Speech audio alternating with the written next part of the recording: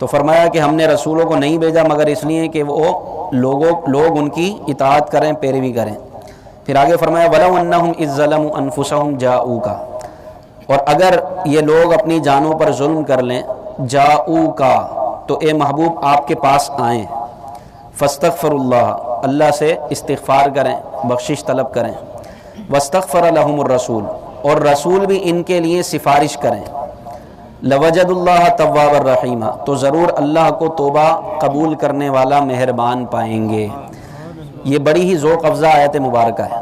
یہ اگرچہ خاص واقعے کی طرف اشارہ ہے، لیکن اس کا حکم قیامت تک کے لیے عام ہے، قیامت تک آنے والے مومنین کے لیے عام ہے۔ کیا فرمایا گیا کہ اے محبوب اگر یہ امتی اپنی جانوں پر ظلم کر بیٹھیں تو پھر کہاں جائیں؟ آپ کے حضور حاضر ہوں، آپ کے پاس آئیں۔ اللہ تبارک و تعالیٰ کی رحمت تو ہر جگہ ہے، آپ گھر میں دعا مانگیں یا باہر مانگیں، مسجد میں مانگیں یا گھر میں مانگیں، اللہ تعالیٰ تو سنتا ہے نا۔ لیکن آپ کو پتہ ہے گھر میں دعا مانگنے کا اور مسجد میں دعا مانگنے کا فرق کیا ہے؟ کچھ ایسے مقامات ہیں کہ جہاں قبولیت کے امکانات بڑھ جاتے ہیں۔ ایک بندہ وہ ہے جو اپنے گھر میں دعا مانگ رہا ہے اور ایک وہ ہے جو کعبے کے قریب دعا مانگ رہا ہے، تو دونوں کی دعاؤں میں فرق ہے نا۔ ایک وہ ہے کہ جو اپنے عام سی دعا کر رہا ہے، اور ایک وہ دعائیں ہیں جو نبی پاک صلی اللہ علیہ وسلم نے کی، ان دعاؤں کو پڑھ رہا ہے، قرآنی دعائیں پڑھ رہا ہے، تو دونوں میں فرق ہے۔ تو بندہ جب ایسی جگہوں پہ جاتا ہے کہ جہاں دعا کی قبولیت کے امکانات بڑھ جاتے ہیں، تو اللہ تعالیٰ ان جگہوں کی برکتوں سے اس کی دعا کو جلدی قبول فرماتا ہے۔ حالانکہ اگر کوئی کہے کہ اللہ تو ہر جگہ ہے، یعنی اللہ تعالیٰ علم و قدرت کے اعتبار سے ہر جگہ سب کی سنتا ہے، جہاں سے پکارو وہ سنے گا۔ ربکم اعلم بما فی نفوسکم، وہ رب تمہاری دلوں کی باتوں کو جانتا ہے۔ وَنَحْنُ أَقْرَبُ إِلَيْهِ مِنْ حَبْلِ الْوَرِيدِ، وہ شہ رگ سے زیادہ قریب ہے، جہاں سے اسے پکارو وہ سنے گا۔ تو پھر اللہ تبارک و تعالیٰ نے یہ آیت کیوں نازل فرمائی؟ جاؤ کا، تمہارے پاس آئیں۔ اگر وہ ظلم کر لیں تو اے محبوب کیوں آئیں؟ اللہ تو ہر جگہ سے سنتا ہے، اس کی بارگاہ میں جو بولا جائے، جو عرض کیا جائے وہ سنے گا، قبول فرمانے والا ہے۔ لیکن کیا فرمایا کہ جب ظلم کر لو اپنی جانوں پر، گناہ کر لو، ہلاک ہو جاؤ، جاؤ کا تو میرے محبوب کے پاس آؤ۔ جاؤ کا، وہ آئیں آپ کے پاس، کیا کریں آ کر؟ آپ کے پاس آ کے اللہ سے بخشش کی دعا کریں، آپ کے پاس آ کر دعا کریں اللہ سے، اور پھر آپ بھی ان کی سفارش کریں۔ واستغفر لهم الرسول، آپ بھی ان کی سفارش کریں۔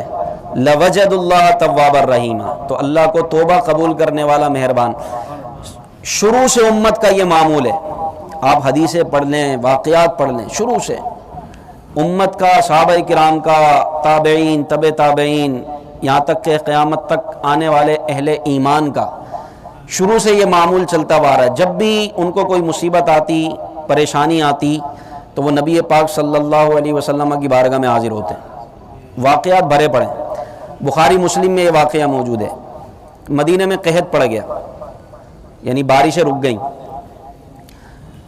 نبی پاک صلی اللہ علیہ وسلم جمعے کا خطبہ ارشاد فرما رہے ہیں، صحابہ کرام بیٹھے ہوئے، اور قحط پڑا ہوا تھا، مویشی ہلاک ہو گئے، لوگ پریشان ہو گئے تھے۔ تو ایک اعرابی، دیہات کا رہنے والا، وہ جمعے کے دن آیا نبی پاک صلی اللہ علیہ وسلم کے پاس دوڑتے ہوئے، اور حضور خطبہ ارشاد فرما رہے ہیں، ممبر پر بیٹھے ہوئے ہیں۔ یہ بخاری اور مسلم دونوں میں واقعہ موجود ہے۔ تو صحابہ کہتے ہیں ہم نے دیکھا کہ وہ اعرابی آیا اور کہنے لگا یا رسول اللہ ہم ہلاک ہو گئے، یا رسول اللہ ہم ہلاک ہو گئے۔ حضور نے فرمایا کیا ہوا، کیوں چیخ رہا ہے؟ کہا یا رسول اللہ قحط ہے، ہمارے مال مویشی مر رہے ہیں اور ہمارا برا حال ہے۔ کیا نبی پاک صلی اللہ علیہ وسلم کو نہیں پتا تھا کہ مدینے میں قحط پڑا ہوا ہے؟ سب کو پتا تھا قحط ہے، جمعے کا دن ہے، صحابہ کرام کو خطبہ ارشاد فرما رہے ہیں، ممبر پہ جلوہ فرمائے۔ وہ اعرابی دوڑتے ہوئے آیا کہ دعا فرمائیے یہ قحط ختم ہو جائے۔ تو نبی پاک صلی اللہ علیہ وسلم نے ارشاد فرمایا کہ تو کیا چاہتا ہے؟ تو اس نے عرض کی یا رسول اللہ بارش ہو جائے۔ تو نبی پاک صلی اللہ علیہ وسلم نے دعا کے لیے ہاتھ اٹھا دی، ممبر اقدس پہ دعا کیا آپ نے، اور حدیث میں کہ ساتھ میں آپ نے اشارہ کیا، آپ کی دعا قبول ہوئی اور بارش برسنے لگی۔ حدیث پاک میں آتا ہے کہ ابھی آپ ممبر سے نہ اترے تھے کہ آپ کی داڑھی مبارک تر ہو گئی، اوپر سے پانی اس قدر آیا کہ آپ کی داڑھی تر ہو گئی۔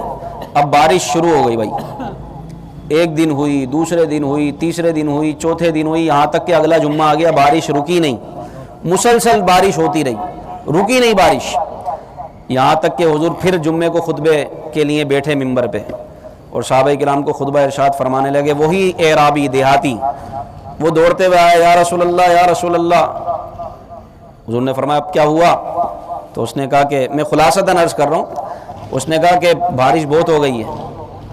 حضور نے فرمایا اب تو کیا چاہتا ہے؟ اس نے یہ کہا کہ یا رسول اللہ میں یہ چاہتا ہوں کہ بارش اطراف میں برستی رہے، مدینے میں بارش نہ برسے، جس میں ہم رہتے ہیں شہر میں بارش نہ برسے، بلکہ اطراف میں جنگلوں میں بارش برستی رہے۔ تو حضور علیہ الصلوۃ والسلام مسکرائے، یہاں تک کہ آپ کے دانت ظاہر ہو گئے کہ پہلے بارش کی دعا کروانے آیا تھا، اب بارش بند کروانے کی دعا کرنے آیا ہے، اور کہتا ہے کہ یا رسول اللہ اطراف میں جنگلوں میں برستی رہے، ہم پر نہ برسے۔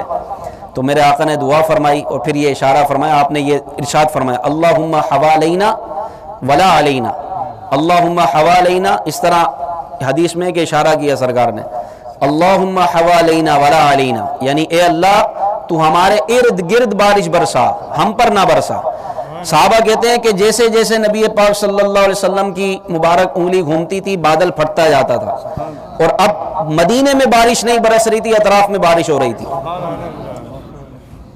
تو یہ صحابہ کرام کا معمول تھا۔ کوئی بیمار ہو گیا، یا رسول اللہ بچہ بیمار ہو گیا۔ ابو ہریرہ کا حافظہ کمزور ہو گیا، یا رسول اللہ جو بات سنتا ہوں بھول جاتا ہوں۔ تو میرے آقا صلی اللہ علیہ وسلم نے یہ نہیں فرمایا کہ تو بھائی کوئی بادام پستے کھاؤ، کوئی مغز کھاؤ، کوئی طاقت والی چیزیں کھاؤ، میرے پاس کیوں آئے ہو، کسی ڈاکٹر کے پاس جاؤ۔ بلکہ حضور نے کیا فرمایا، صحیح حدیث پاک ہے، سرکار نے فرمایا اپنی چادر پھیلاؤ۔ حضرت ابو ہریرہ نے اپنی چادر پھیلائی، پھر حضور علیہ السلام نے 3 مرتبہ کچھ نظر نہ آنے والی چیز اپنے ہاتھوں میں بھر کے یوں ڈالی، اور پھر حضرت ابو ہریرہ سے فرمایا کہ اب اس چادر کو اپنے سینے سے لگا لو۔ آپ نے سینے سے لگائی، کہتے ہیں کہ میں اس کے بعد سے کوئی حدیث نہیں بھولا، جو بات سنتا تھا مجھے یاد ہو جاتی تھی۔ اس لیے سب سے زیادہ روایت کرنے والے، سب سے زیادہ حدیثیں جن کو یاد تھیں وہ حضرت ابو ہریرہ رضی اللہ تعالیٰ عنہ، میرے آقا نے ان کو حافظہ عطا فرمایا۔ تو یہ امت کا معمول تھا، اور وہ یہ سمجھتے تھے، جانتے تھے کہ اللہ نے ان کو یہ اختیار دیا ہے کہ حضور علیہ السلام کی دعا قبول ہو جاتی ہے، اور اللہ نے ہمارے نبی آخری نبی، ان کی دعا قبول نہیں ہوگی تو کس کی ہوگی؟ تو صحابہ کرام علیہم رضوان اپنی پریشانیاں لے کر آتے تھے حضور کی بارگاہ میں، اور آپ کی پریشانیاں نبی پاک صلی اللہ علیہ وسلم صحابہ کی پریشانیاں دور کر دیا کرتے تھے اللہ کی عطا سے۔ تو فرمایا کہ محبوب کے پاس آؤ اور ان کے پاس آ کے اللہ سے بخشش کی دعا کرو، اور یہ رسول بھی ان کی سفارش کریں تو اللہ ان کو معاف فرما دے گا۔ اچھا یہ تو تھا زندگی میں، اب بعض لوگ کہتے ہیں بھائی زندگی میں تو تھا، زندگی کے بعد نہیں ہونا چاہیے۔ سنو حدیث پاک، صحیح حدیث ہے، حضور علیہ الصلوۃ والسلام کے وصال کے بعد قحط پڑا مدینے میں، کیونکہ عرب میں بہت قحط پڑتا تھا، کیونکہ وہاں پر کھیتی باڑی ہے نہیں، جنگل منگل کا سسٹم تھا نہیں اتنا، درخت وغیرہ بے آب و گیا، چٹیل میدان ہے عرب حجاز، تو وہاں بہت قحط پڑتا تھا۔ عرب کی تاریخ بھری پڑی ہے، یہ ہوا تو قحط پڑ گیا، پھر کچھ عرصے بعد قحط پڑ گیا، یعنی بارشیں رک گئیں، تو پھر حضور علیہ السلام کے وصال کے بعد قحط پڑا۔ اب حضور تو موجود نہیں تھے، وصال فرما گئے، تو اب کیا کریں؟ تو حضرت بلال بن حارث المزنی، یہ صحابی رسول ہیں، یہ نبی پاک صلی اللہ علیہ وسلم کی قبر پر آئے۔ کہاں آئے؟ بولیے کہاں پر آئے؟ حضور کے مزار پر، حضور کی قبر پر آئے، صحابی رسول ہیں، اور عرض کرنے لگے یا رسول اللہ آپ کی امت ہلاک ہو رہی ہے، آپ کی امت ہلاک ہو رہی ہے۔ اللہ اکبر، یہ صحابی کا عمل ہے کہ نبی پاک صلی اللہ علیہ وسلم کے پاس آ رہے ہیں، حالانکہ ان کو نہیں سکھایا تھا سرکار نے کہ اللہ سے دعا کرنا۔ بھائی کوئی مصیبت آئے اللہ سے دعا کرو، اللہ سے دعا کرنا، چلو جب تک میں زندہ تھا تم میرے پاس آتا تھے میں دعا کر دیا کرتا تھا، اب تو میں ہوں ہی نہیں۔ کیونکہ صحابہ کا عقیدہ تھا کہ جس طرح نبی پاک صلی اللہ علیہ وسلم ظاہری حیات میں ہماری مدد فرماتے تھے، بعد وصال بھی اللہ نے آپ کو یہ اختیار دیا کہ آپ کے وسیلے سے اللہ ہماری حاجتوں کو پورا فرمائے گا۔ یہ صحابہ کا عقیدہ تھا شروع سے، جبھی تو قبر پر آئے حضرت بلال بن حارث المزنی، یہ صحیح حدیث پاک ہے۔ اب نبی پاک صلی اللہ علیہ وسلم حضرت بلال کے خواب میں تشریف لائے، حضرت عمر کا زمانہ تھا، حضور علیہ السلام نے فرمایا کہ اے بلال عمر کو میرا سلام کہنا، عمر کو میرا سلام کہنا۔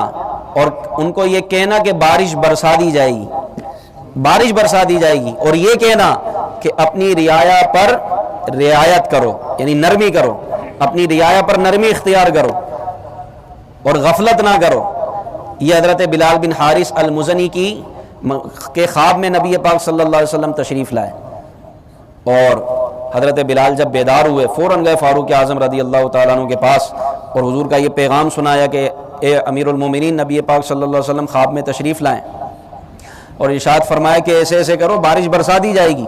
تو حضرت عمر رونے لگے اور گھٹنوں کے بل بیٹھ گئے اور عرض کی کہ یا رسول اللہ، میں غفلت نہیں کروں گا، میں غفلت نہیں کروں گا، میں غفلت نہیں کروں گا۔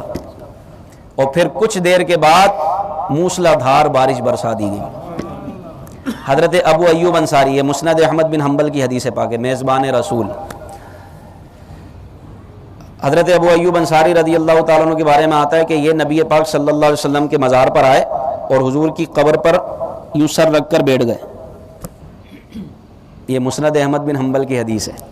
مروان اس وقت بڑا ظالم و جابر تھا، بالکل خبیث قسم کا آدمی تھا۔ یہ جو واقعہ کربلا ہوا نا، یہ اسی وجہ سے ہوا ہے، یہ اس کی وجہ سے ہوا ہے، اس کی شرارتوں کی وجہ سے۔ اس نے یزید کو بھڑکایا اور اس نے امام علی مقام سے بیعت لی زبردستی۔ معاذ اللہ، بڑا گندا آدمی تھا مروان، اہل بیت کا کٹر دشمن تھا یہ مروان۔ بہرحال تو اس کا دور تھا، تو اس مروان نے جب دیکھا کہ یہ کوئی شخص بیٹھا ہوا ہے قبر پہ سر رکھ کے، تو اس نے کہا اے کیا کر رہے ہو، یہ شرک کر رہے ہو۔ تو جب آپ نے سر اٹھایا تو حضرت ابو ایوب انصاری تھے رضی اللہ عنہ، تو یہ حضور کی بارگاہ میں آ کر رو رہے تھے یوں نیچے سر کر کے، یعنی قبر پر آ کے۔ تو وہ یہ سمجھا کہ یہ سجدہ کر رہے ہیں قبر کو، تو اس نے کہا کہ یہ کیا کر رہے ہو۔ تو اب سنو حضرت ابو ایوب انصاری رضی اللہ عنہ کا جواب۔ آپ نے فرمایا میں کسی پتھر کے پاس نہیں آیا ہوں بلکہ اپنے نبی کے پاس آیا ہوں، میں کسی پتھر کے پاس نہیں آیا ہوں بلکہ اپنے نبی کے پاس آیا ہوں۔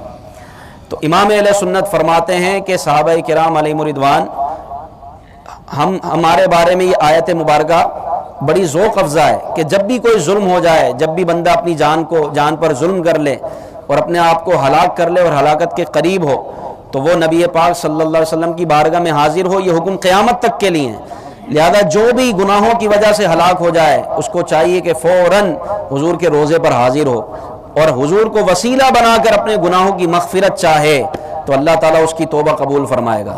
اور امام اہل سنت فرماتے ہیں جو نہیں جا سکتا وہ جہاں بھی ہو دل سے اپنے نبی کی طرف متوجہ ہو، ان کو وسیلہ بنائے، ان سے استغاثہ کرے، اللہ ان کے وسیلے سے اس کے گناہوں کو معاف فرما دے گا۔ اس لیے آپ فرماتے ہیں مجرم بلائے آئے ہیں جاؤ کا ہے گواہ، پھر رد ہو کب یہ شان کریموں کے در کی ہے۔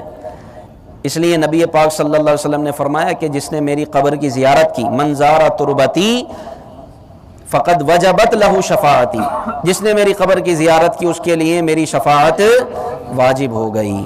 تو یہ آیت مبارکہ بڑی ذوق افزا ہے، اللہ ہمارے گناہوں کو معاف فرمائے، اور ایک کاش مدینہ پاک ہماری حاضری ہو اور ہم بھی حضور کے روضے کے سامنے اپنے گناہوں کی معافی طلب کریں اور ہمارے آقا ہمارے لیے سفارش فرمائیں، تو انشاءاللہ بیڑا پار ہو جائے گا۔ کیونکہ یہ علماء فرماتے ہیں حج کرنے والے کے لیے یہ، اور حضور کی بھی حدیث ہے کہ من حج فلم یزرنی، جس نے حج کیا اور میری زیارت کو نہیں آیا، فقد جفانی، تو اس نے مجھ سے جفا کی، اس نے مجھ سے غداری کی۔ حج قبول ہی اسی صورت میں ہوگا حج کے بعد جب یہ بارگاہ رسالت میں حاضری دے۔ امام اہل سنت کے بھائی برادر اعلی حضرت مولانا حسن رضا خان صاحب رحمۃ اللہ علیہ فرماتے ہیں نا، حسن حج کر لیا آنکھوں نے کعبے سے ضیا پائی، حسن حج کر لیا کعبے سے آنکھوں نے ضیا پائی، چلو دیکھیں وہ رستہ چلو دیکھیں وہ بستی جس کا رستہ دل کے اندر ہے۔ تو اللہ پاک ہمیں بار بار حج بیت اللہ کی سعادت نصیب فرمائے۔